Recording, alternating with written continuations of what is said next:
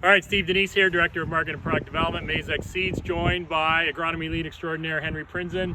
Henry, this is your baby here. We're at Canada's Outdoor Farm Show site, the Maizex campus, and you know, you're starting to put the blocks in place to what will be our site in September.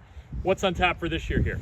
Well, first off, Steve, I'd like to say patience is important on my show site. I said last year I'm not going to plant before May 2-4 weekend.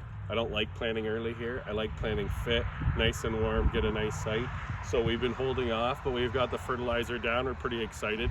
We're gonna have our Yield Quest site in the front corner, so that's where we're gonna try to push the limits of yield. We're gonna do some tissue testing, kind of follow along throughout the season and kind of analyze how our crop's doing, and using a benchmarking with Honeyland and their Stay Green project. It's kind of a, you know, we work together on that.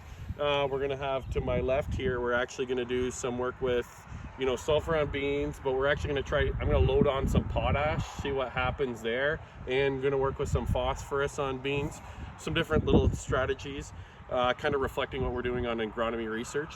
And then corn, we're going to look at normal population and a bump up population.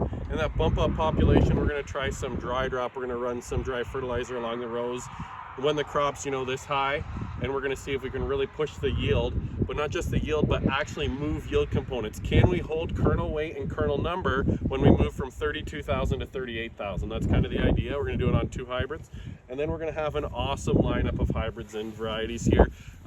World-class lineup, really exciting new products this year. We have a biggest launch in years, so I'm really excited that I'll have all the products here to look at all season long. I'm excited about that too.